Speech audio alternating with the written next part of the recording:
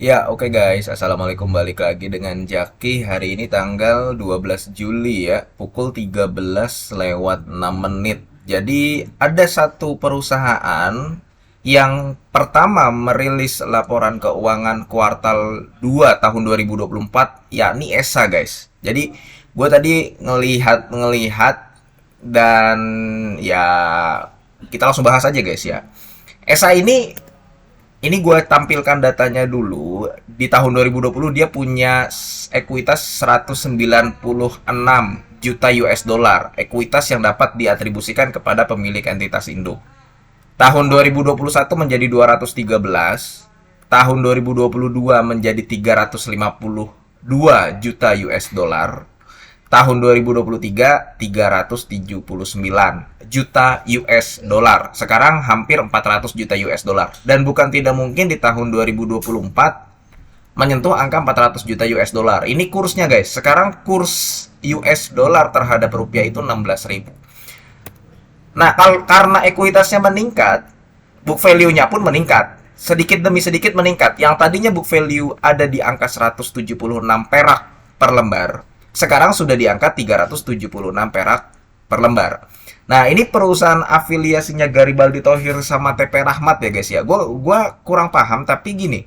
Kalau gue perhatikan memang Garibaldi Thohir dan TP Rahmat itu memiliki relasi yang kuat sehingga ya dua pengusaha ini banyak memiliki perusahaan-perusahaan yang ada di Indonesia dan pemain-pemain yang cukup besar di bidangnya. Dia punya perusahaan batubara, kita tahu ya dengan Adaronya, kemudian ada perusahaan uh, spare part kendaraan bermotor, ada perusahaan sawit juga, ya. Kemudian ada perusahaan ya ini amonia, ya si ESA ini. Jadi ESA ini pada tahun 2022 kenapa harga sahamnya bisa sampai ke 1.500? Karena memang diuntungkan dengan kenaikan harga-harga komoditas. Harga gas naik, harga amonia global juga naik. Dan ESA ini memang penjualan terbesarnya itu adalah penjualan amonia. Amonia ini banyak digunakan, lebih dari 70% itu digunakan untuk sektor pembuatan pupuk. Jadi untuk agribisnis gitu loh, untuk pertanian. Nah, waktu tahun 2022, ya memang pada saat booming komoditas, nggak cuma batu bara, nggak cuma sawit, gas juga naik, termasuk amonia juga naik. Itulah yang menjelaskan kenapa harga saham dan laba dari ESA itu sendiri pada tahun 2022 naik kenceng. EPS-nya gede kan? Nah, itu dulu di tahun 2023. Sekarang di tahun 2024 kita belum melihat lagi kenaikan harga yang cukup signifikan dari amonia itu sendiri. Jadi kita kalau misalkan mau melihat bagaimana potensi laba dari Samudra Indonesia, ya kita lihatnya Baltic Dry Index, kita lihatnya Container Freight Index. Kita kalau mau melihat perusahaan-perusahaan batubara, labanya bagaimana, kita lihat harga acuan batubara global.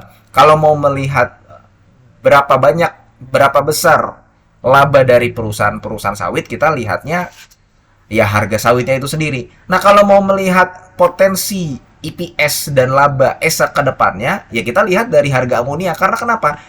Perusahaan ESA ini besarnya itu dari amonia, dari penjualan amonia itu sendiri. Penjualan gasnya itu nggak terlalu besar. Nah, inilah guys, lihat nih guys. Dia bisa menjual amonia itu di rentan 128 juta US dollar. Nah, ini ya guys ya. Jadi segmen usaha ESA itu ada LPG dan jasa pengolahan.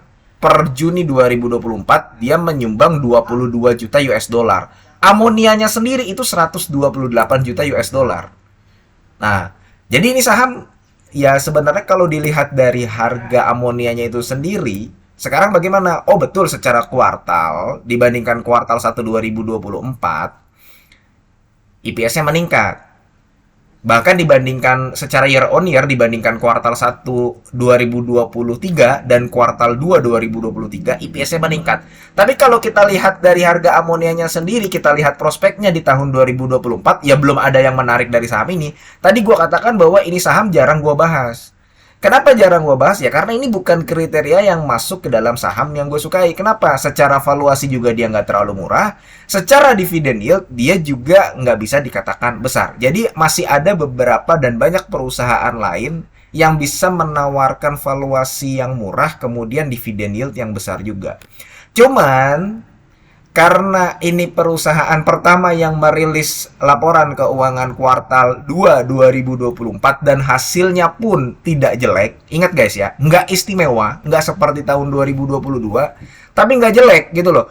Ya, harga sahamnya di hari ini guys, tanggal 12 Juli, ya tadi di sesi pertama ya naik gitu loh guys. Biasalah kalau misalkan ada perusahaan pertama kali rilis dan hasilnya nggak jelek, malah cenderung bagus, sahamnya itu bisa naik. Oke guys, mudah-mudahan video ini bermanfaat dan semoga lu sehat selalu guys ya, sehingga kita bisa bertemu kembali di video-video selanjutnya. Ini bukan ajakan jual beli. Gua akhiri, wassalamualaikum warahmatullahi wabarakatuh.